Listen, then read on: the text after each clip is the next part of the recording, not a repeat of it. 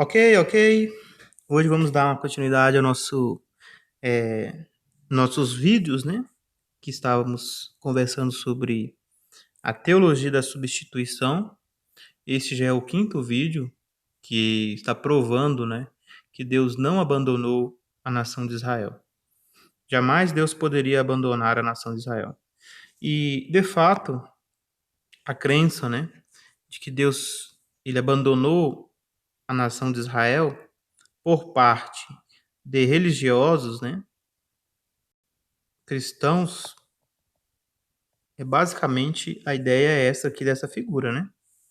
Se você é um galho que foi enxertado na oliveira, como você acha que você consegue sobreviver sem a oliveira?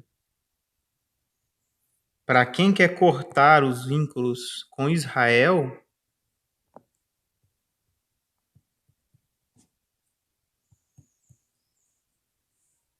né, achando que consegue por si só agradar a Deus, né, eles caem na seguinte condição, né, que é descrita nessa gravura.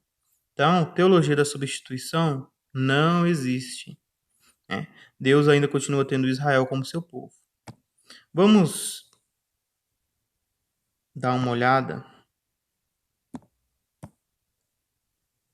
hoje no capítulo 9, né, de Romanos. Já consideramos o capítulo 11, mas o capítulo 9 ele é dois versos antes, né, dois capítulos antes, e é contexto do capítulo 11. Ajuda a entender mais ainda o capítulo 11. Temos aqui a tradução do Novo Mundo, né? Aqui nesse cantinho. Temos a tradução do Novo Mundo, indicada aqui para vocês. Aqui a gente tem outra versão, né?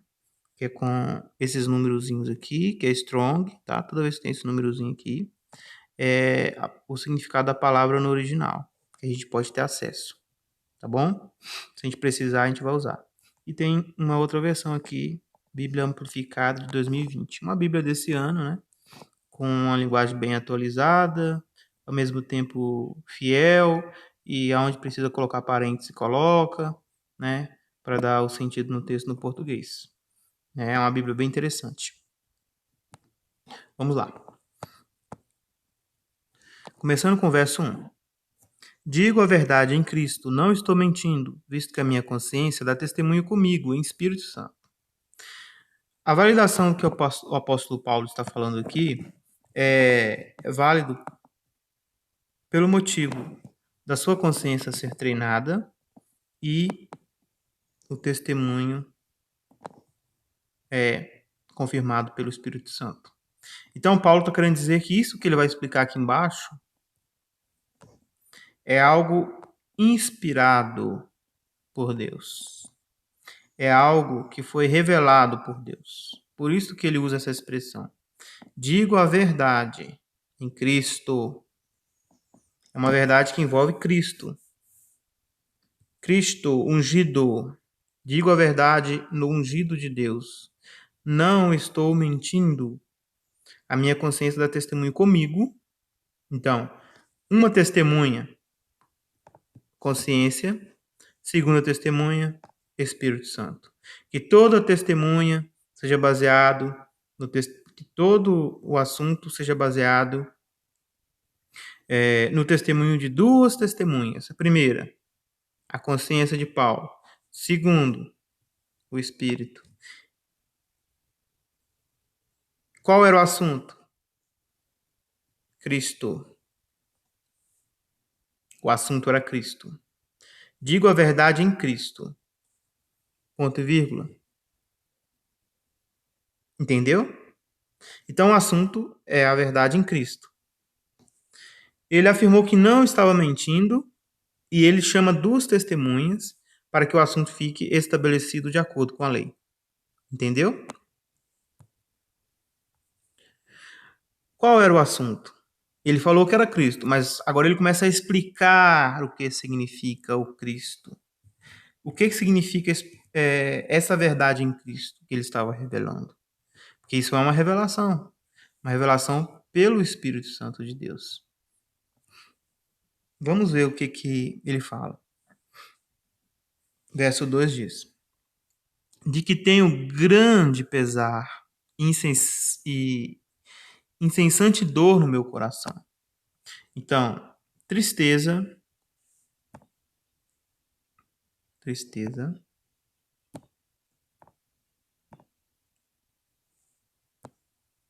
que também foi vertido aqui na tradução do Novo Mundo por pesar, e dor. Dor no coração, angústia. O que quer dizer? Quer dizer que Paulo, ele passa a dizer que ele tinha uma dor profunda. Qual era o motivo dessa dor? Qual era a causa dessa dor? Pois poderia desejar que eu mesmo fosse separado do Cristo. Lembra que o assunto era Cristo? Ele chama duas testemunhas para dar testemunho de Cristo. Só que ele está falando sobre um outro assunto que envolve Cristo. E ele disse que, se fosse possível, ele gostaria de ser separado de Cristo. Se fosse possível. Ele gostaria de ser amaldiçoado em Cristo. Qual era o motivo? O motivo era em favor de seus irmãos, seus parentes segundo a carne, né? Se fosse possível ele fosse separado e amaldiçoado de Cristo, né? Em favor dos irmãos dele na carne, ele poderia se passar por isso tranquilamente. Para ele estava tudo bem. Por quê? Porque aqui menciona os quais, como tais, são israelitas. Então, os parentes, aquelas pessoas que Paulo estava triste, contristado, era por causa dos parentes dele, os israelitas carnais, né? E aí ele fala um argumento muito interessante, que vale a pena observar.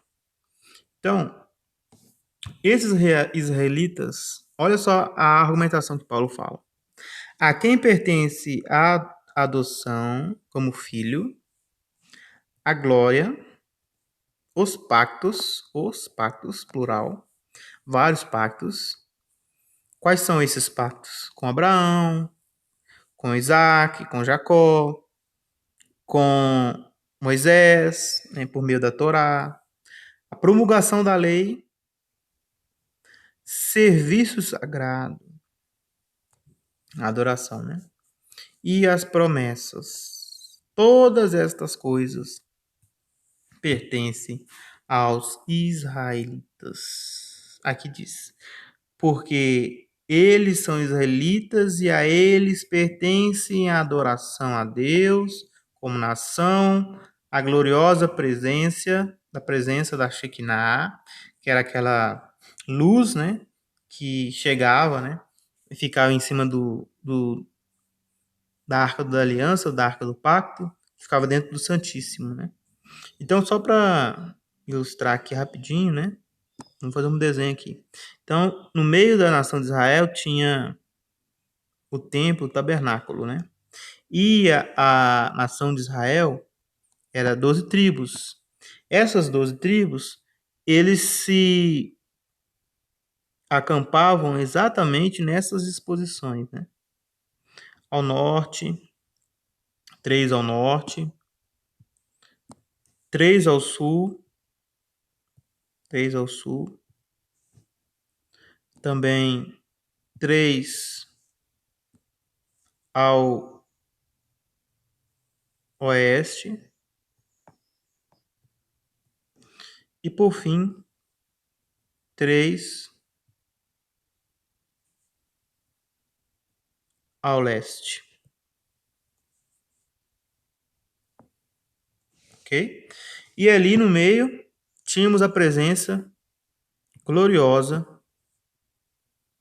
do templo, e no templo, dentro do Santíssimo, em cima da Arca do Pacto, tinha a Shekinah, né? Que era a presença, Sherinar em hebraico, Shekinah em Shekinah em português. Então, de modo que nenhum judeu ficava tão distante da presença de Deus e todos tinham a visão para o santo tabernáculo. Esta era a disposição que eles ficavam no deserto. Todos podiam ter sua visão do tabernáculo em qualquer lugar do acampamento, porque Deus estava no centro, no meio do povo de Israel.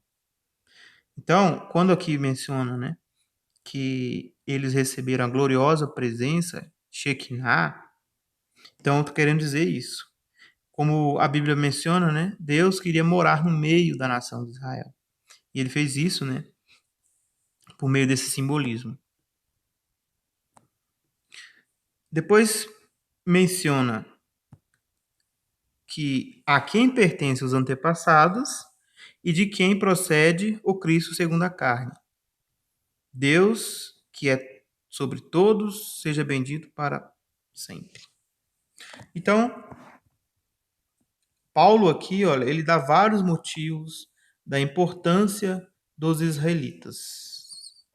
Tudo que nós temos hoje, né, de sagrado, de importante, primeiro foi dado aos israelitas, aos judeus. Primeiro foi dado para os judeus. Adoração, o templo, promulgação da lei, a presença de Deus no meio do povo, né? Tudo isso, né? Inclusive, o próprio Messias foi gerado na nação de Israel. Se o Messias, como realmente ele é, né? É uma bênção para a humanidade, que é o filho que veio, né, da descendência de Adão, ele saiu dos judeus. Deus quis assim. Então, existem motivos muito importantes dos judeus terem uma relação com Deus, que está ligado à sua promessa.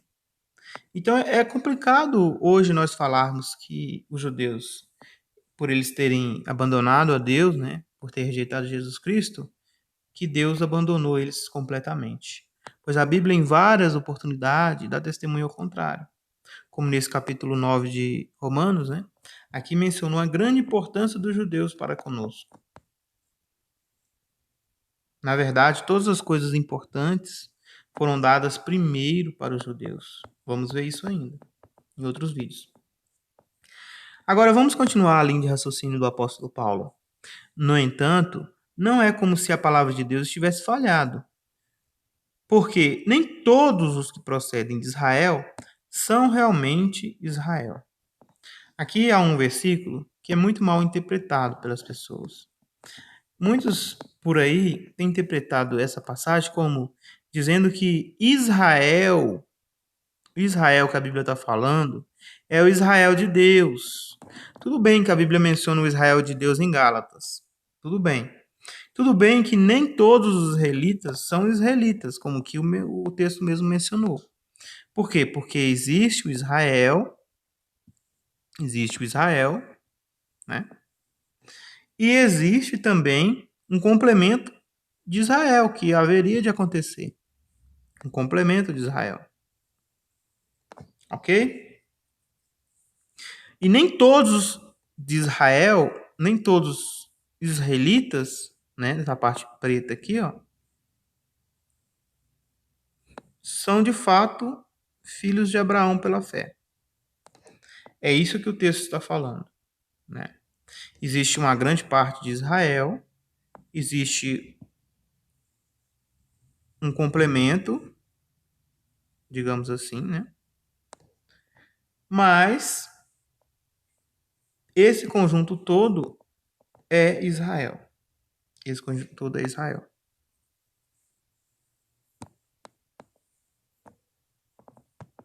Aí o 7 diz: tampouco por serem o descendente de Abraão, são todos filhos, mas o que será chamado teu descendente será por intermédio de Isaque. Abraão ele teve dois filhos, todos sabemos disso. Isaque Isaac.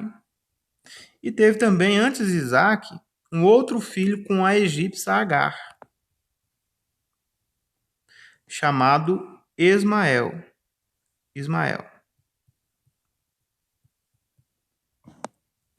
Então, o primogênito de Abraão é Ismael, não é Isaac.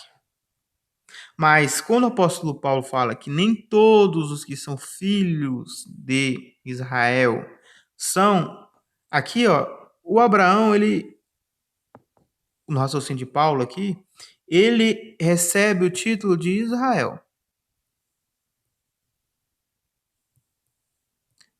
Embora todos sabemos que esse nome refere-se a Jacó. Mas olha só o exemplo que ele usa.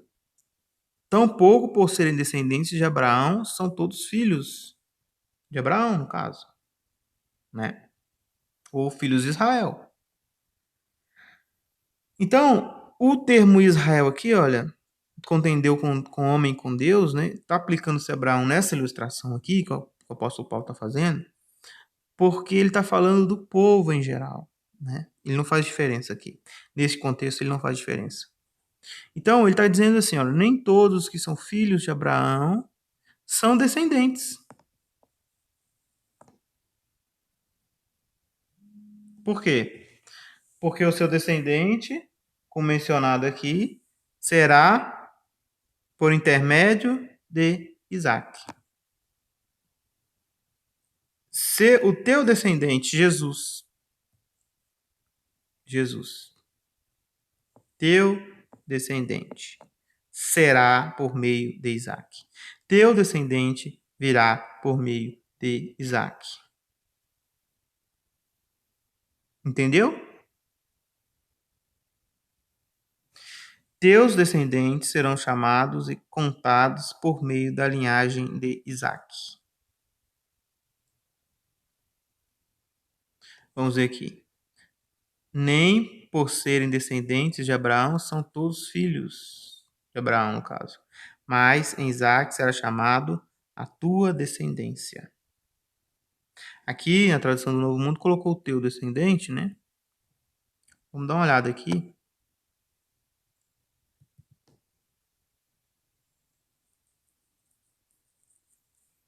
Rapidamente, né? Basicamente, esperma. Teu esperma virá por meio de Isaac, da qual a planta germina, sua semente, né?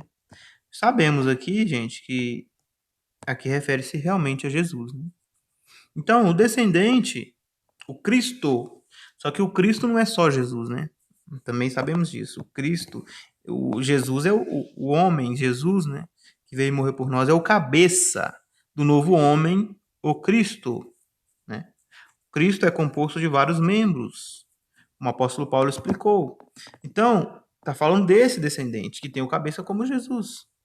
Então, teu descendente virá por meio de Isaac. Ele teria, né? Digamos assim. Vamos fazer um desenho aqui, rapidinho. Ele teria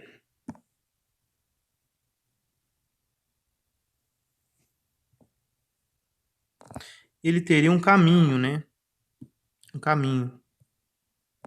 Vamos lá. Então, ó, aqui está Abraão. Abraão está aqui. E Abraão teve 2 filhos. E aqui embaixo você tem o Cristo, certo? O Cristo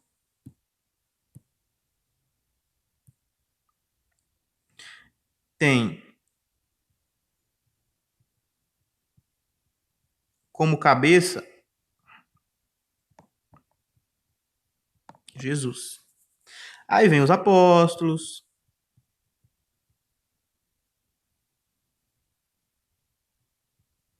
Aí vem os profetas, né?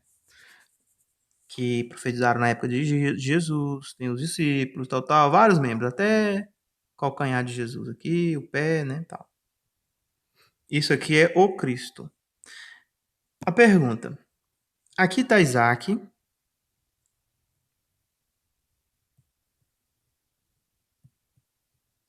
E aqui está Ismael. Qual foi o caminho que o Cristo veio? A semente dele, né? Porque ele coabitou com duas mulheres, né? Sara e Agar. E ele passou sua semente para as duas. Então, vamos dizer que tanto Ismael como Isaac são descendentes de Abraão, segundo a carne. Mas o descendente, que é Cristo, viria por intermédio de Isaac, eliminando assim Ismael da descendência do Cristo. Interessante, né? Essa explicação aqui. Aí, lógico que aqui vai ter Isaac, né? Aí tem Isaac, tem Jacó, aí tem as 12 tribos, né?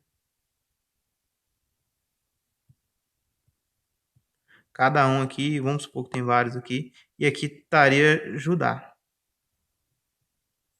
Então, essa bolinha aqui, olha, que eu vou pintar de laranjado aqui, é Judá. Certo? Então, a descendência funcionou assim. O apóstolo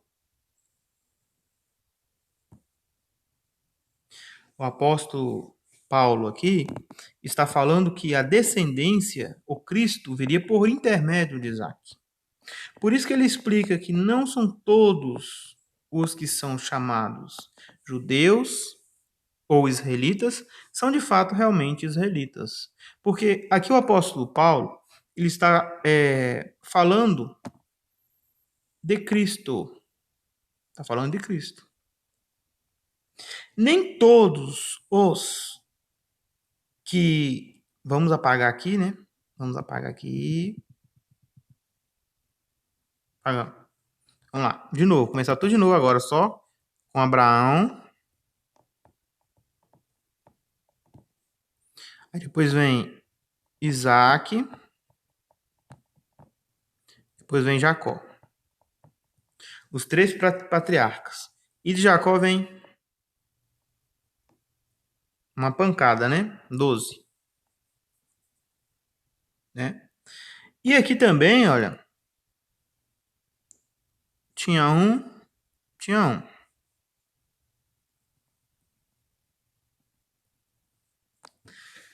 Então, ó, aqui tinha Ismael e aqui tinha Esaú.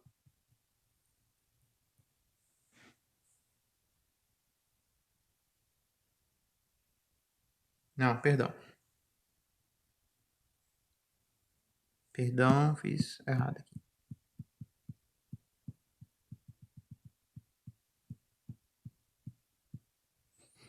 Aqui tinha Esaú. E aqui tinha Ismael. Certo? Ismael tem um L. E aqui tinha Esaú.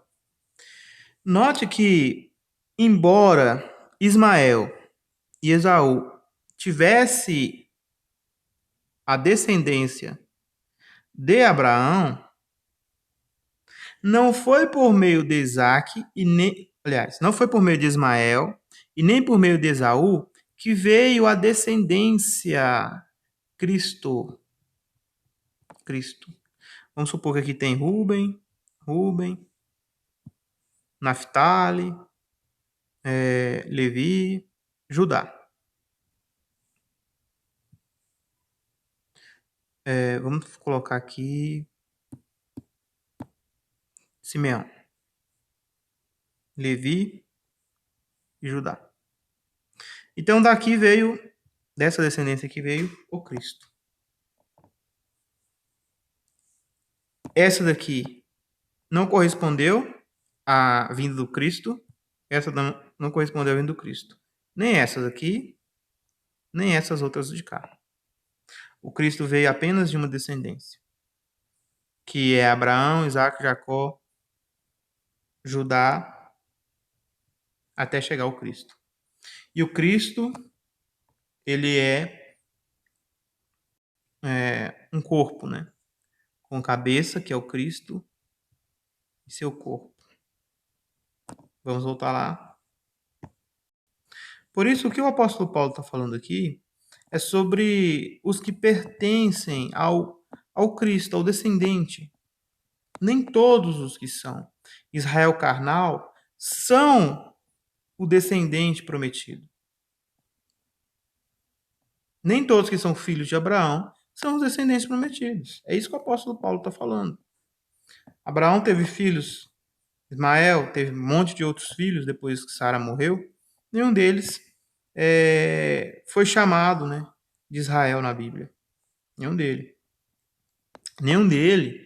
Nenhum daqueles povos, né, que vieram da descendência de Abraão se tornaram os que levariam a humanidade a receberem o Messias.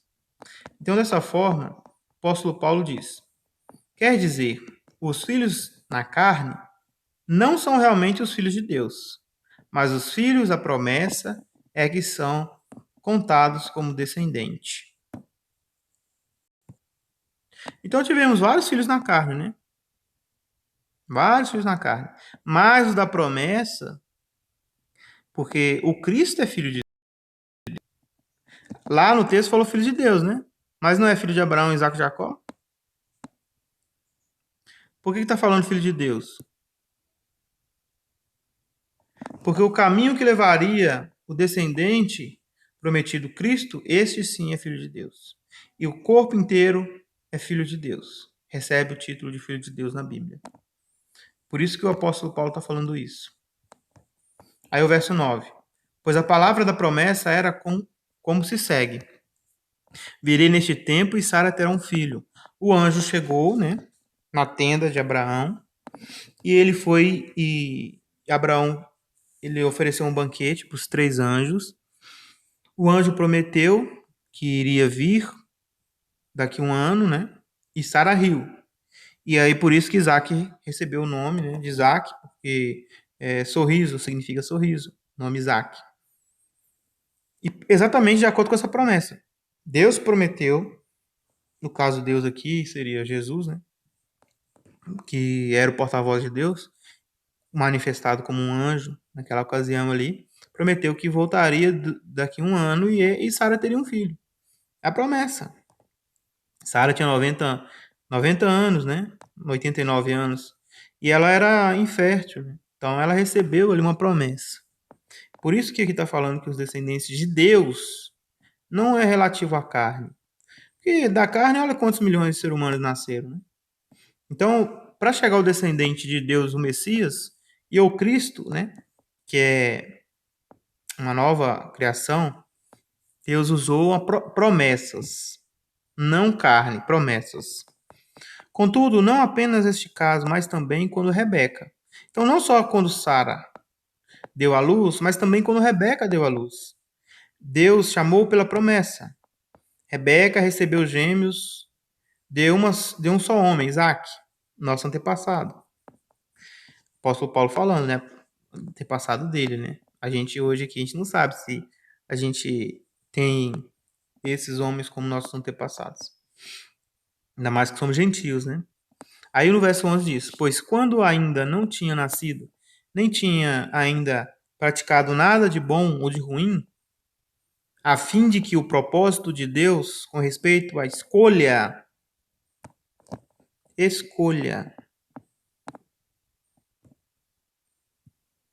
o propósito de Deus com respeito à escolha continuasse dependendo não de obras, mas de Deus que chama. O que isso está querendo dizer? Nem Esaú nem Jacó, Esav, nenhum dos dois, né, os nomes em hebraicos, nenhum dos dois tinham nascido. Nenhum dos dois tinha praticado nem bem, nem mal. Então, Deus chamou o mais novo em detrimento do mais velho. E Paulo explica que o propósito de Deus está ligado à escolha, não ao que as pessoas fazem. Então Deus chamou, escolheu Jacó e não escolheu Esaú. Então quem que fez a escolha de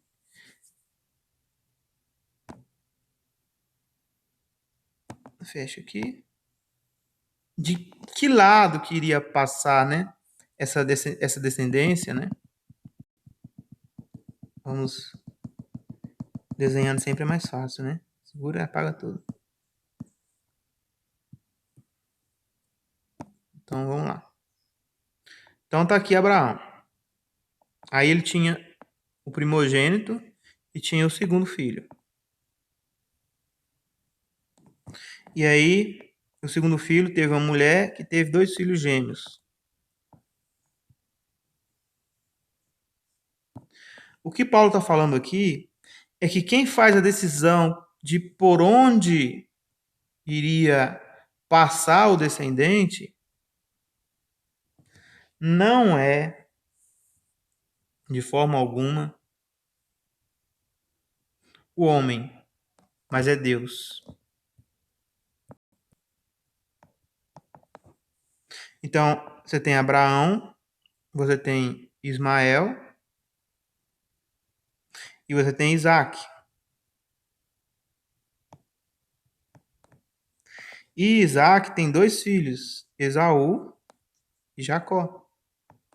Quem que escolheu a linhagem da descendência do Messias? Foi Deus. Não foi Abraão que escolheu, não foi Isaac que escolheu, foi Deus. Deus que escolhe. Então, os propósitos de Deus com respeito à escolha continuam dependendo não de obras, mas de Deus. Isso é uma coisa que poucas pessoas entendem. E foi dito a ela, a mãe dos gêmeos, né? O mais velho será escravo do mais moço. Assim como está escrito, amei Jacó e odiei Esaú. Que diremos então? A injustiça da parte de Deus? Que isso nunca se torne tal. Aqui está, Paulo entra agora na questão que é muito discutido nas religiões protestantes, né? A questão das escolhas de Deus. Eu quero só falar uma coisa sobre isso. Só uma coisa. Existe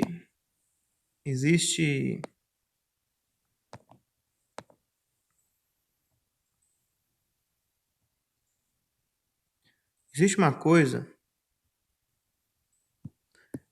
chamada livre escolha. Livre-arbítrio, né? Que esse livre-arbítrio, ele é basicamente baseado no quê? Você escolhe entre o mal e o bem. Você tem sempre uma escolha a fazer.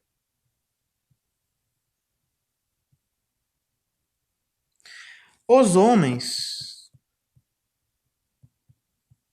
receberam essa dádiva de poder escolher entre o bem e escolher entre o mal. Nós temos essa possibilidade. Só que devemos lembrar que quem define o que é bom e o que é mal não somos nós. Não é nós que define. Quem define o que é bom e mal, Deus. E existe uma outra questão também. O seu livre-arbítrio, seu livre-arbítrio, existe. É um fato. Só que ele também tem escolhas. E a forma que ele escolhe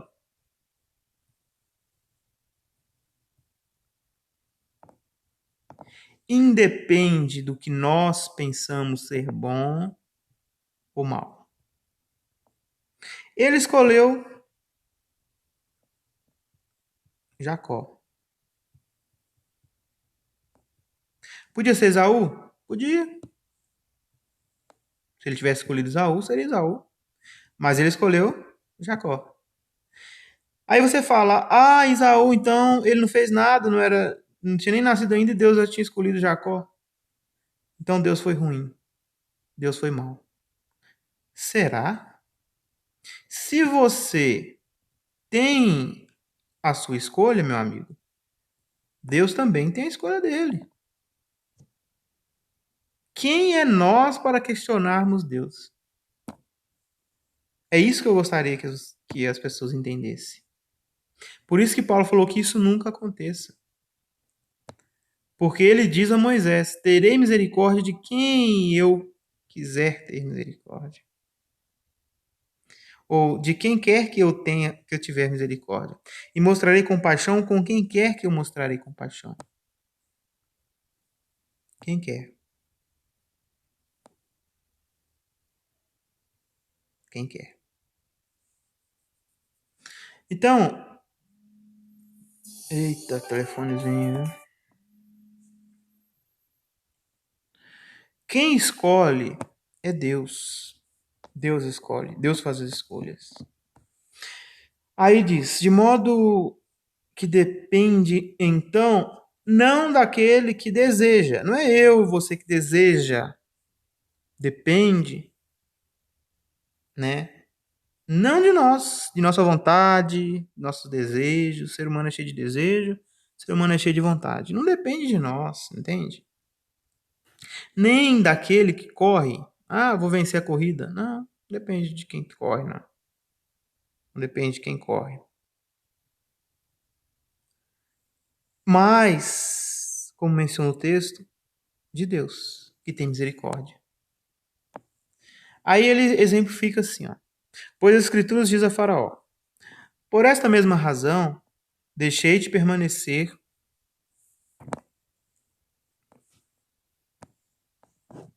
Por esta mesma razão.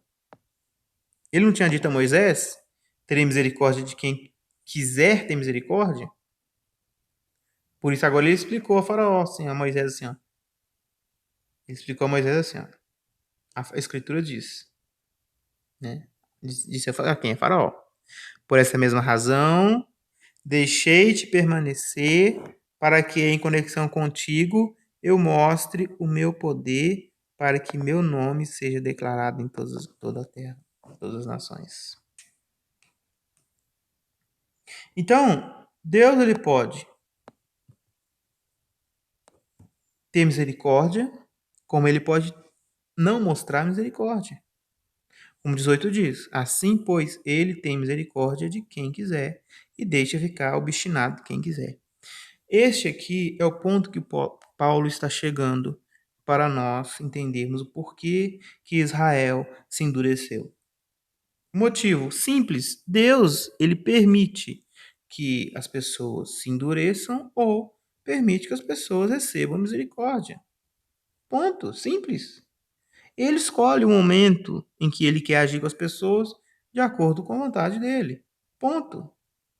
Se você tem livre-arbítrio, você tem livre-arbítrio, mas Deus também tem livre-arbítrio. E não significa que Deus ele nunca vai decidir ou a favor ou contra nós. Você pode escolher, você tem o direito de escolher, mas ele também tem. Aí o versículo 19 diz: tu me dirás, portanto, por que acha ainda falta? Pois quem é que tem residido a sua expressa vontade? Existido? Em outras palavras, né? Aqui na outra versão. Vocês me dirão, por que então ele ainda nos censura e nos culpa por pecarmos? Pois quem pode resistir e se opor à sua vontade? Veja aqui, olha, na versão viva não, versão mensagem. Eu acho bem interessante a forma que a mensagem ela traduziu esse verso, essa passagem, porque ajuda a gente a entender este ponto de uma maneira mais interessante. Cadê? Achei. Olha aqui.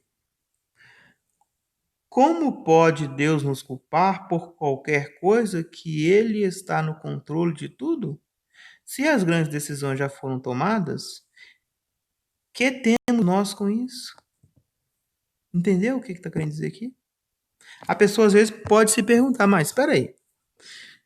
Se Deus decidiu uma coisa que eu, indiferente de eu querer ou não, vai acontecer, como no caso de Esaú, e não adiantava ele desejar ser o primogênito. Né? Deus já tinha escolhido que seria por meio de Isaac antes deles nascer, dos dois nascer.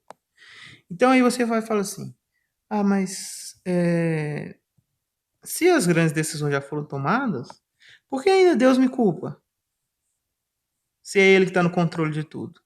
Seria, no caso, aqui, né, aquela má interpretação da teologia, né, da predestinação.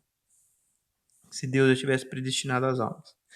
Bom, aquilo não é bem explicado da forma que deve ser explicado. Né? E nós não vamos entrar agora nessa questão, porque é um vídeo só para falar disso. Mas nesse aqui, estamos só nas beiradinhas deste assunto, né? Raciocinando aqui do que a Bíblia está falando. Mas a pergunta, indiferente do que você pensa, o que Paulo está querendo dizer aqui é o seguinte: indiferente do que você pensa sobre escolhas de Deus, porque as suas escolhas você pode fazer, até certo ponto, claro, né? Quando essas não estão ligadas às escolhas de Deus, você tem autoridade de escolher coisas que você queira. Mas quando está ligado às escolhas de Deus, isso aí vai estar ligado à vontade de Deus sobre as coisas, não à nossa vontade. A nossa vontade ela é em segundo plano, no caso. Sempre a vontade de Deus vai ser feita em primeiro lugar. Depois, né, a nossa vontade. Mas aí, o bom que a vontade de Deus é que todas as almas sejam salvas, certo? Então, indiferente do que você pensa sobre que Deus vai decidir ou não, Deus ele quer que você seja salvo. A Bíblia fala isso. Então não é questão de salvação, é questão de como Deus salva. Aqui está falando da questão da eleição, a questão do Cristo, a questão de como Jesus chegou ao mundo, por meio de qual descendência ele chegou ao mundo, quem vai compor o corpo de Cristo com Cristo, quem vai governar junto com Cristo no milênio. Estas coisas é Deus que escolhe. Nem Jesus se atreveu a escolher. Nem Jesus Cristo falou que iria colocar um ou outro na sua direita ou esquerda. Deus escolhe. É coisa de Deus. Agora, com relação à salvação da humanidade, todos podem ter a oportunidade de optar pela vida. É isso que os que pregam a predestinação da alma não entendem.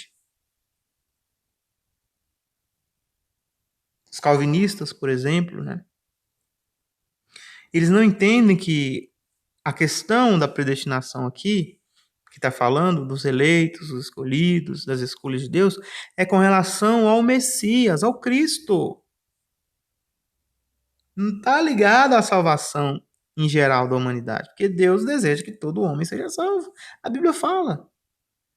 Cuja vontade é que todos os homens sejam salvos e venham ter um conhecimento exato da verdade. A vontade de Deus é que todos os homens sejam salvos. Mas será que Deus vai usar todos os homens nesse processo de salvação? Não! Ele descartou Esaú? Descartou. Em que sentido? Do sentido de que Esaú seria um homem que levaria a semente. Ele descartou Ismael? Descartou. Em que sentido? No sentido de que Ismael seria o patriarca que levaria a semente para frente. Mas ele abandonou Ismael? Não. Ele abandonou Esaú? Não. Ismael e Esaú não vão ressuscitar no novo mundo, no paraíso? Vão. Não está falando de vida, está falando de salvação. Quem será os que serão usados por Deus para beneficiar a humanidade? É disso que o capítulo 9 de Romanos está falando. E pessoas que não entendem a Bíblia pregam coisas que, sinceramente, deturpa toda a graça do plano perfeito de Deus. Como a predestinação da alma, por exemplo, né? Não que Deus não predestine, viu, gente? A Bíblia, isso é um ensino bíblico. Predestinação é um ensino bíblico. Deus predestinou. A Bíblia está falando aqui, olha. Ele predestinou Isaac. Ele predestinou Jacó. Deus predestina, né? Existem pessoas que têm sim uma função na Terra. Se vocês lerem aí nos profetas, né? Por exemplo, o profeta Jeremias, a Bíblia fala que Deus havia escolhido ele no ventre para ser profeta. Predestina. Deus predestina. Deus escolhe. Escolha de Deus é uma coisa. Escolha do homem é outra coisa. Entenda isso. Verso 20. Quem realmente és tu, então, ó homem, para redarguires a Deus? Dirá a coisa moldada àquela que a moldou? Por que me fizeste deste modo? Quem somos nós para discutirmos com Deus? Quem somos nós para argumentar com Deus? Se nós somos a coisa criada, como vamos falar para o nosso Criador? Não nos faça assim. Se o Criador ele quer criar um vaso para ser usado para colocar flores, ele pode escolher criar um vaso para colocar flores. Se o Criador quer criar um vaso para guardar dinheiro, ouro, prata, o que for, ele vai fazer um vaso para criar, para guardar essas coisas. Agora, se o criador quiser criar um vaso para que ele pegue esse vaso e jogue esse vaso na parede, quebre esse vaso, quando ele quiser, ele pode fazer isso. Quem somos nós? Quem somos nós para argumentar com Deus? O que? Não tem o oleiro autoridade sobre o barro para fazer da mesma massa um vaso para uso honroso, outro para uso desonroso? Foi por isso que Deus fez com que o, o gente boa lá do faraó endurecesse o coração. Deus endureceu o coração de faraó. Ele quis fazer isso. Faraó foi vaso honroso ou desonroso? Desonroso. Deus é injusto? Não. Quem que endureceu o coração de faraó foi Deus. Quem endureceu o coração de faraó foi Deus. Ah, então Deus é injusto. Eu não me atreveria a falar isso. Se você quiser falar, você pode falar. Eu não. Deus é justo. Se ele endureceu, ele teve um motivo. Se ele causou a dureza do coração de Faraó, ele teve um motivo para isso. Talvez a gente não saiba, mas ele tem um motivo. E quem somos nós para discutir com Deus os seus motivos? Nós nem estávamos lá, não conhecemos Faraó.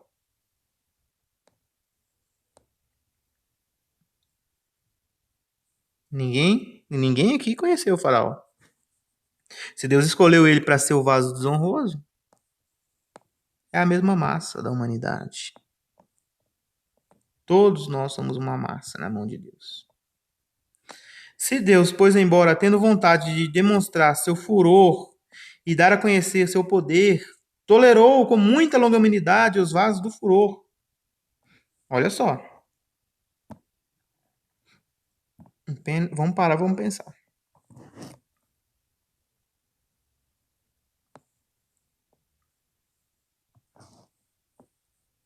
Os vasos do furor foram feitos para a destruição. Quem são os vasos do furor? Os duros, os que se endurecem, os que Deus endurece. Por que Deus endurece as pessoas? Porque essas pessoas já são duras. Essa é a resposta. Entende? É muito complicado entender isso. Mas essas pessoas já são duras. São assim.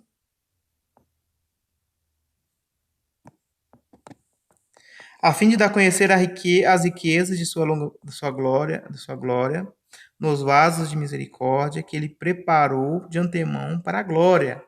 A saber, nós, a quem ele chamou, não somente dentre os judeus, aqui está o ponto do estudo, não somente dos judeus, nós, que ele chamado, escolha de Deus, não depende de nascimento carnal. E não é só dos judeus, entende? Mas também dentre as nações. E o que tem isso? O que tem isso? Quem que vai discutir com Deus? Por que Deus chamou pessoas das nações como vaso de misericórdia? Tem os vasos do furor, né? E tem os vasos da misericórdia. Aí a pergunta é, no 25, a pergunta não, a citação é conforme ele diz também em Oséias, aos não são meu povo, eu chamarei de meu povo. E aquela que não era amada, de amada. Aqui no livro de Romanos, capítulo 9, 25, faz uma citação direta de Oséias. Lá em Oséias, capítulo 1 e 2, lá fala sobre os 3 filhos de Oséias. Aquilo é um drama simbólico, que refere-se à nação de Israel, né? O povo de Israel, que é representado pela casa de Judá, e também fala sobre a casa de Israel, né? Que é representado por o reino de Efraim, que quando o próprio Jacó estava idoso, né? Ele foi oferecer a bênção aos filhos de José. O José tinha adotado seus filhos, né? Aliás, José tinha 2 filhos, Efraim e Manassés, e aí Jacó adota esses 2 filhos, né? Efraim e Manassés. Lembrando que Manassés era o mais velho, depois vinha Efraim. Aí, o que Jacó faz? Jacó passa a primogenitura para o filho de José, Efraim. A primogenitura é dada para Efraim. E olha que ele era o mais novo. De novo, promessa. O que significa isso? Significa que o Messias viria da linhagem de Efraim? Não. Significa que quando Deus dividisse as nações, as tribos de Israel em 2, a parte mais velha herdaria a maior parte de tudo. Por isso que a nação das 10 tribos ficou com uma quantidade maior de tribos. Enquanto a outra parte, que era Judá, ficou apenas com Benjamim e os levitas que serviam a eles no templo. E o que isso aí tem a ver com isso que nós estamos falando aqui? Oséias explica que Deus semeou Efraim no mundo. Como que Deus semeou Efraim no mundo? Por meio, né, do ataque assírio, né, que nós sabemos que aconteceu e acabou com o reinado do norte de Israel e levou os israelitas das 10 tribos para todos os lugares do mundo. Daí Deus espalhou a nação de Efraim, o povo de Israel, né, nas nações, e aí como se Deus tivesse espalhado e plantado essas pessoas em várias e várias nações.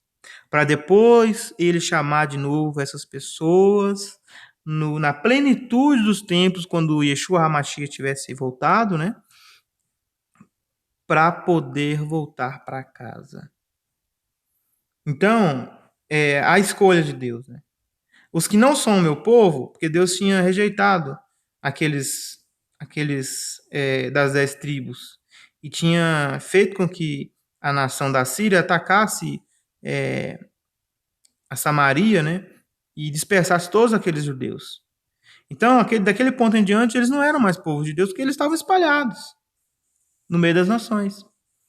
E só Israel, né, que foi representado agora pelos judeus, a tribo de Judá e a tribo de Benjamim, continuou até o Messias chegar.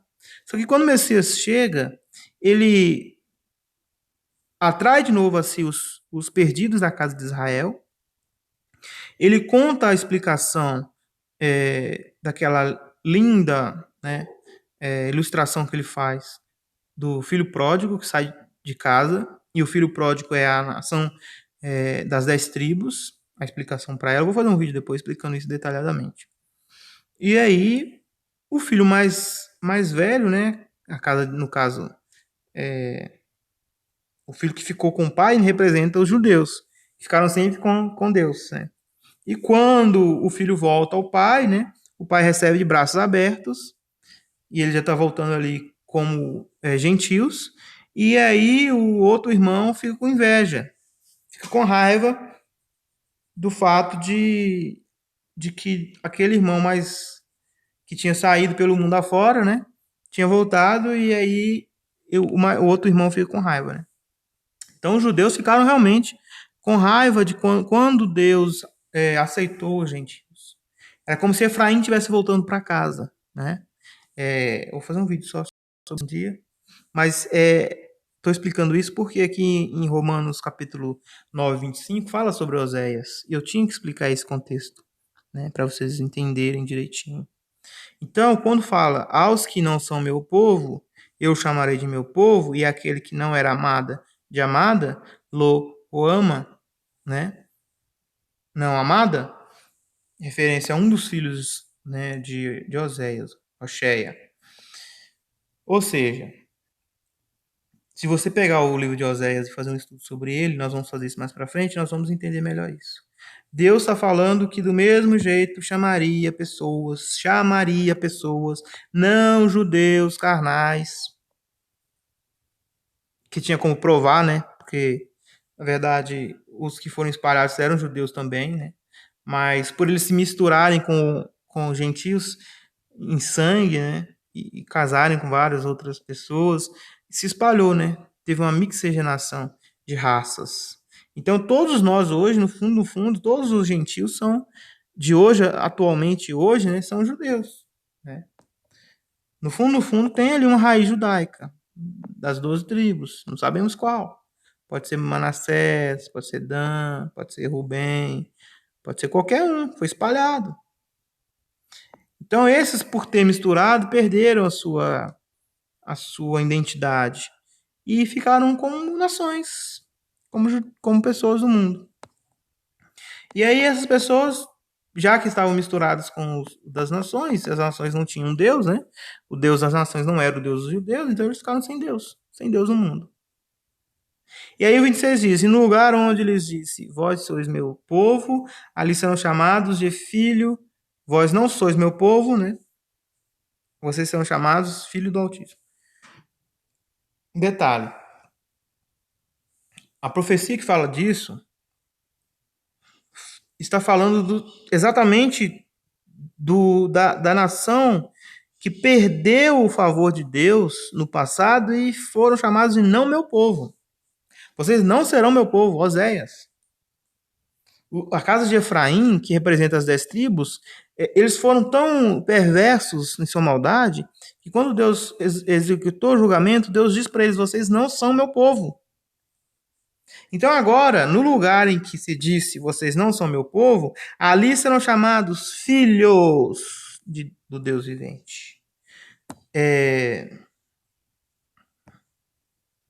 simples.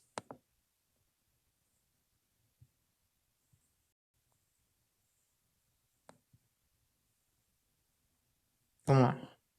Abraão, Isaac, Jacó. Aí vamos fazer assim, ó. Judá,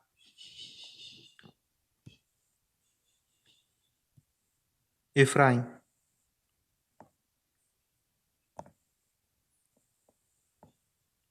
Judá, né? Efraim foi espalhado pelas nações. Aqui tinha 10 tribos. Aqui tinha 3 tribos. Lembra que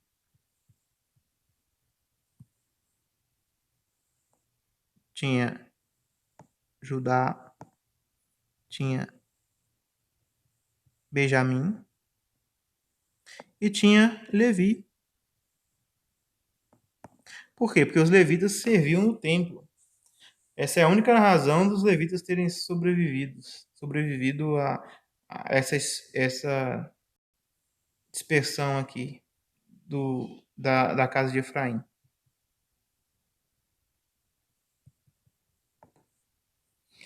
Então Efraim foi espalhada, certo? Virou nação. Quando chegou Jesus, vou fazer Jesus aqui de azul. Aqui.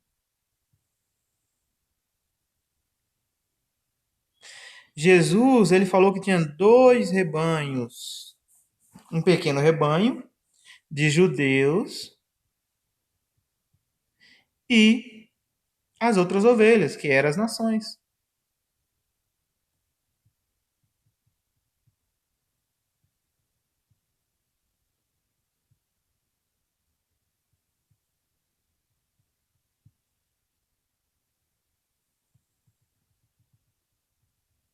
Vamos colocar assim, né?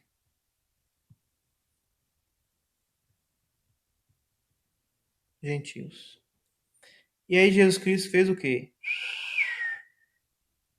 Todos esses foram agraciados com a benignidade merecida de Jesus Cristo.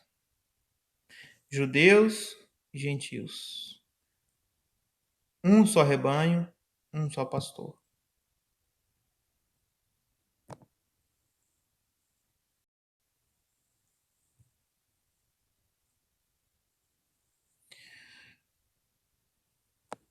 Além disso, Isaías clama acerca de Israel. Embora o número dos filhos de Israel seja como a areia do mar, é o restante que será salvo.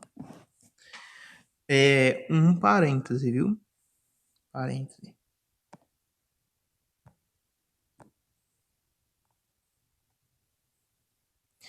Este será salvo aqui não significa que as outras pessoas não vão ser salvas. Aqui está dizendo assim, olha, vou ler em outras palavras. Embora o número dos filhos de Israel carnal seja como areias do mar, o restante é que será Cristo. Restante. Restante.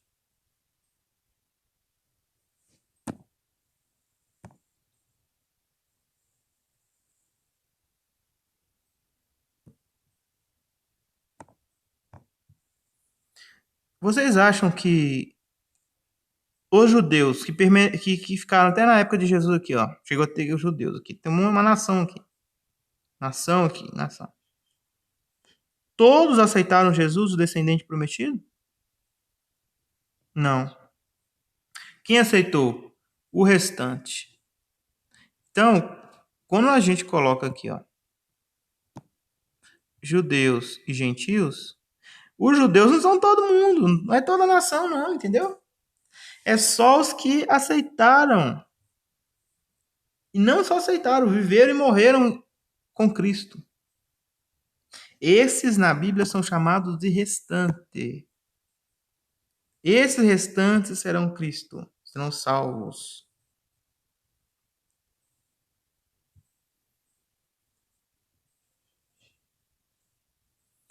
Resgatados do perigo da destruição. Ok? Resgatados do perigo da destruição. Então, todos os que aceitaram, né, e viveram Cristo, quando ele esteve no mundo judeu, representa restantes e foram resgatados. O resgate de Jesus Cristo valeu para eles, porque os outros não tiveram fé no resgate.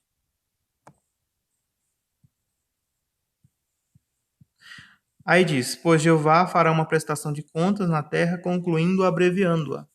Essa prestação de contas é futura. Aconteceu em 70, era o comum, mas vai acontecer de novo.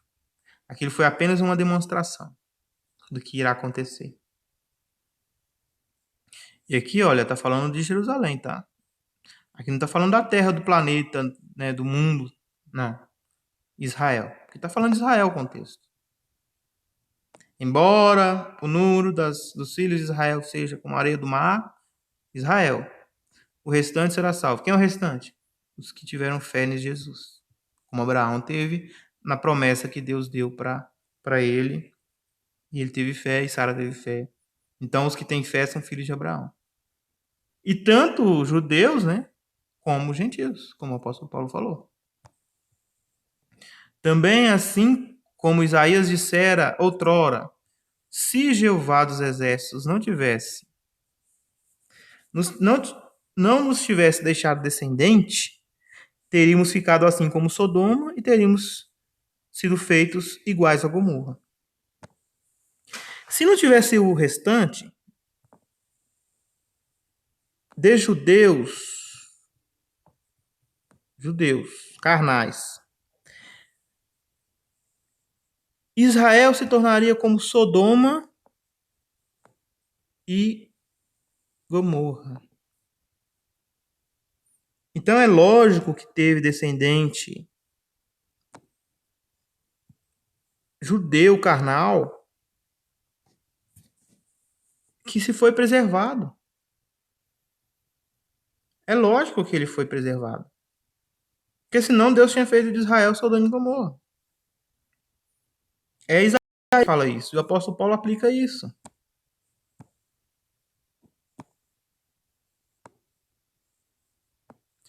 A pergunta é: que diremos então?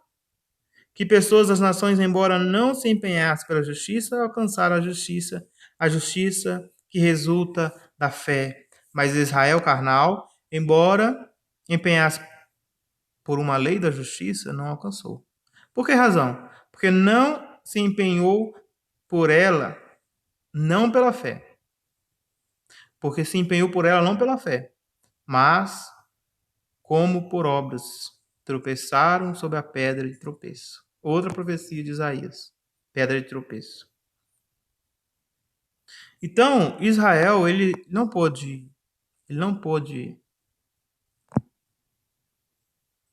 foi abandonado, porque senão teria ficado como Sodoma e Gomorra. Mas, em compensação também, não foram todos salvos. O motivo? Eles não se empenharam pela fé, eles se empenharam para alcançar a sua própria justiça por tentarem cumprir as leis que Deus tinha dado por Moisés, e eles acabaram rejeitando o agente principal e aperfeiçoador da fé, Jesus. Então eles tentaram ser justificados pela lei e não tiveram fé, como Abraão teve no descendente prometido. Tudo falava sobre o descendente e eles não tiveram fé no descendente. Esse era o motivo do tropeço. Aí o versículo 33 diz: conforme está escrito, eis que põe em Sião uma pedra para tropeço e uma rocha para ofensa.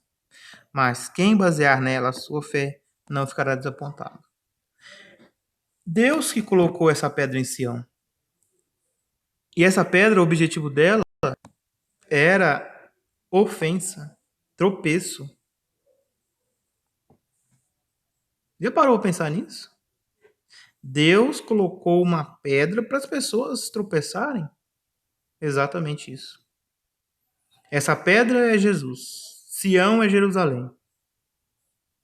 Ele enviou Jesus a Jerusalém para salvar os judeus, todos os judeus, mas as pessoas tropeçaram na pedra porque amavam mais a lei do que aquele que tinha dado a lei. Entendeu? Então a pergunta: Deus abandonou os judeus? Não. O que aconteceu? Resumindo, ele permitiu que os judeus ficassem com os seus corações endurecidos. Ele permitiu que os judeus ficassem com seus corações endurecidos. Por quê? Porque Deus tem a sua escolha. Ponto. No capítulo 11, que já fiz o vídeo, né, de Romanos, lá fala, pois podem ver o vídeo de novo, tal. Quem não viu pode ver ainda. Lá explica exatamente o motivo de Deus ter feito o coração deles ficarem endurecidos. Só falando rapidamente, né, para permitir que entrassem gentios, né, e fossem completado o pleno número do Israel. Porque o Israel ele é composto, né, hoje o Israel é composto por Jesus cabeça, e aí você tem o corpo de Cristo, né? Tem o corpo de Cristo. Jesus é o cabeça. E o corpo de Cristo? Judeus e gentios. Judeus e gentios.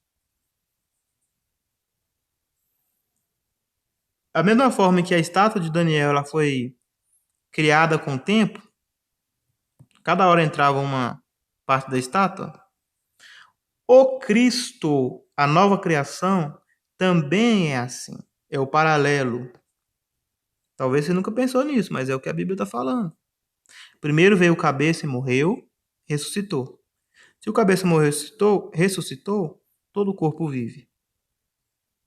Só que aí o processo de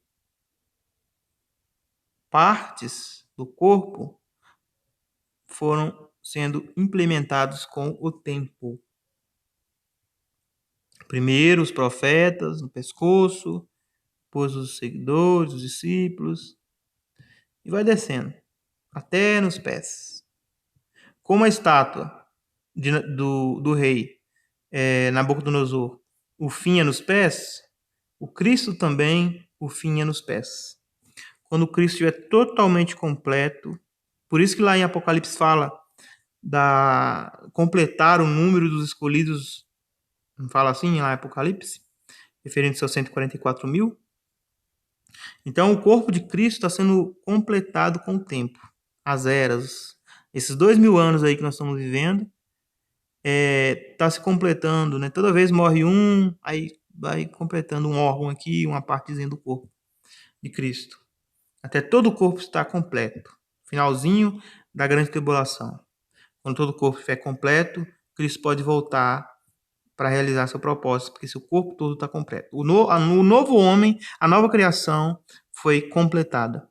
Isso estamos vivendo então num tempo em que este homem está sendo completado. Cada cristão verdadeiro que vive fiel ao Cristo, seguindo todas as suas orientações, de todo o coração e vivendo Cristo, quando ele morre, ele vai fazer parte desse corpo aí, né? E no finalzinho aqui, no dedinho aqui, no finalzinho, ele volta, né? E aí os vivos são transformados. É uma outra coisa, outra história e tal. E aí o corpo do Cristo vai estar completo, ao mesmo tempo que a estátua vai estar completa. E aí esse novo homem trava a luta com a estátua, né? Que a estátua representa o anticristo, que é uma dualidade, e este homem completo representa o Cristo, que é Jesus e seus amados ajuntados. Entende? Então, como foi estudado até agora, né? Jesus Cristo é o Israel de Deus. Jesus é o Israel de Deus. Jesus Cristo é o Israel de Deus. Quando o Israel de Deus estiver completo,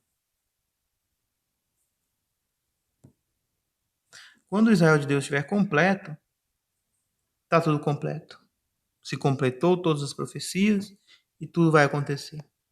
Então não tem exclusão de judeu, não tem exclusão de judeu. Na verdade, o que acontece é que gentios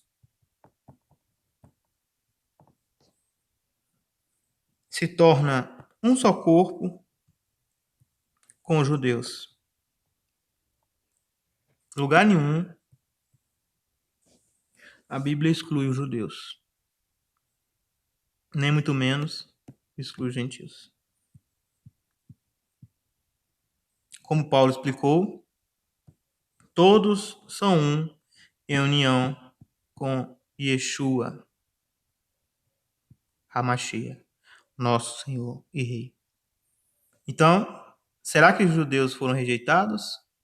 Que isso nunca aconteça.